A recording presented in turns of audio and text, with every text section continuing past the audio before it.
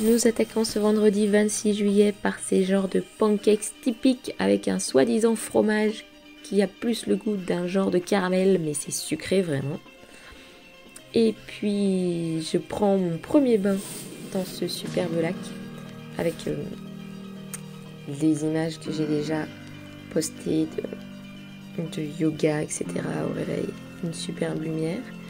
Et puis nous attaquons la montée au Dalsniba, qui est en fait un point de vue sur le Gerangerfjord, tout en haut d'une route, tout en haut de la montagne donc, mais l'accès est payant en voiture, et donc nous on a décidé d'y aller à pied, et il n'y a pas vraiment de chemin, donc c'est tout à vue de nez, à travers des gros blocs rocheux, des bruyères, des saules nains, en essayant d'éviter un peu les barres rocheuses par endroits, avec Fidji qui essaye de nous suivre et qui a vraiment bien grimpé et qui a été ravie parce que, arrivé un peu plus haut, il y a plein de petits lacs vraiment frais et elle s'est régalée.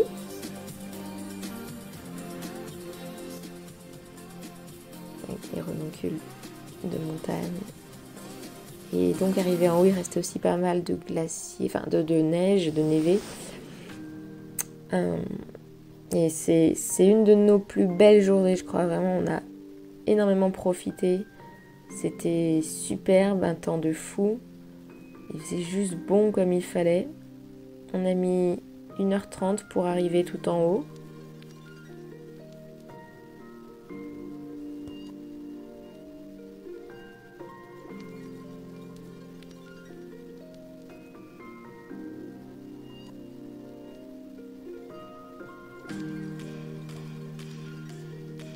Et la vue en haut est vraiment sublime. Et c'est marrant, ces blocs de glace qui restent, oui, au 26 juillet, ça ressemble à des genres d'iceberg. Donc là, au bout, on voit le spot touristique, le bout de la route, avec le point de vue sur un des plus grands et connus fjords de Norvège. On est allé voir et puis la vue n'était pas si spectaculaire, donc on est revenu pique-niquer et faire trempette à cet endroit où Fidji a commencé sans hésiter. Ça nous a fait un peu peur à balader vraiment au bord de ce genre de banquise de laquelle elle n'arrivait pas à sauter en fait et elle n'arrivait pas à revenir du coup.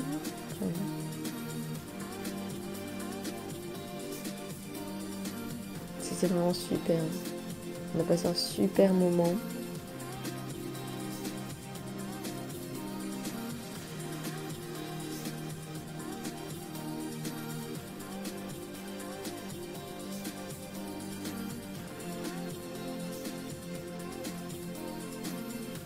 Ces vallées en auge, on voit la trace des glaciers d'avant.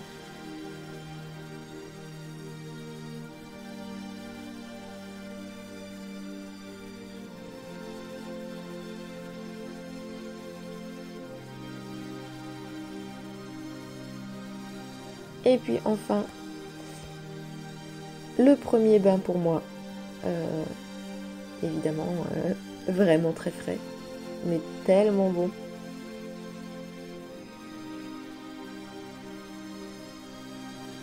Et puis je sais plus pourquoi, j'en ai enchaîné une deuxième.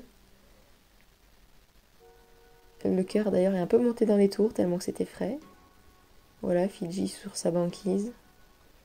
Un peu en mauvaise posture par moment. Petit interlude où on se réchauffe et c'est juste trop bon. Première tentative de Laura.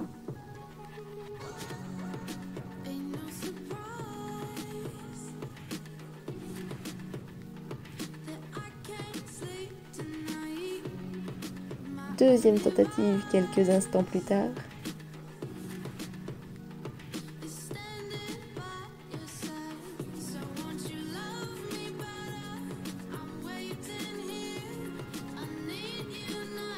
Et enfin, c'est un succès!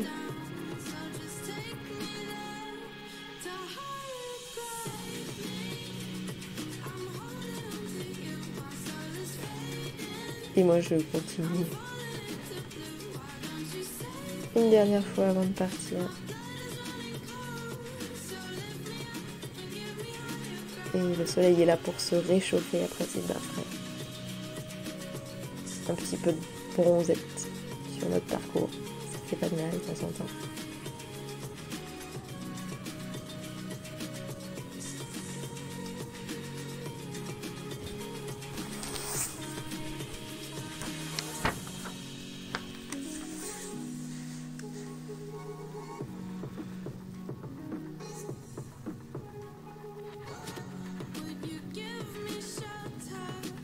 Nous avons ici Laura et Fidji, bien sûr. Telle, Belle et Sébastien.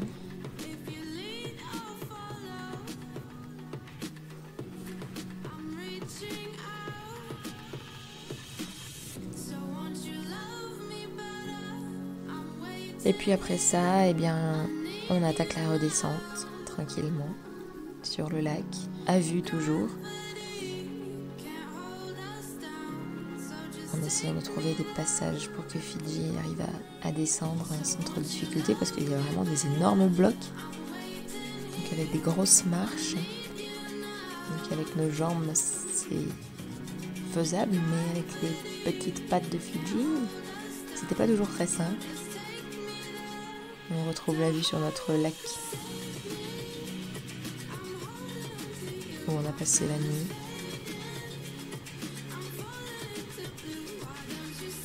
Petite gentiane.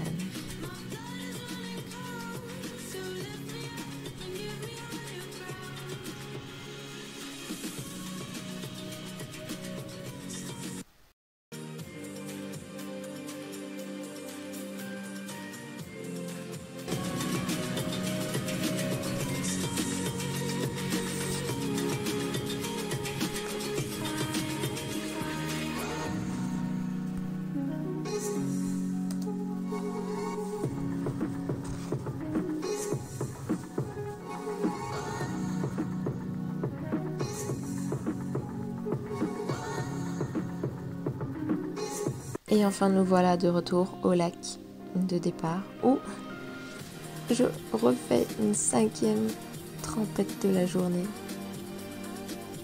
Mon score. Et puis on reprend la route en direction qui descend sur Geiranger où on voit ces magnifiques cours d'eau qui descendent des pentes.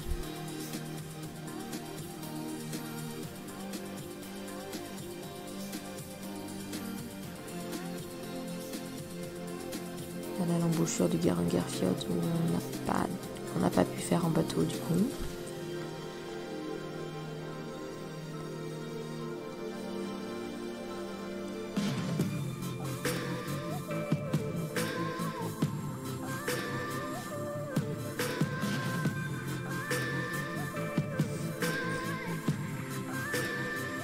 Petit passage en bateau sur un bac en fin de journée.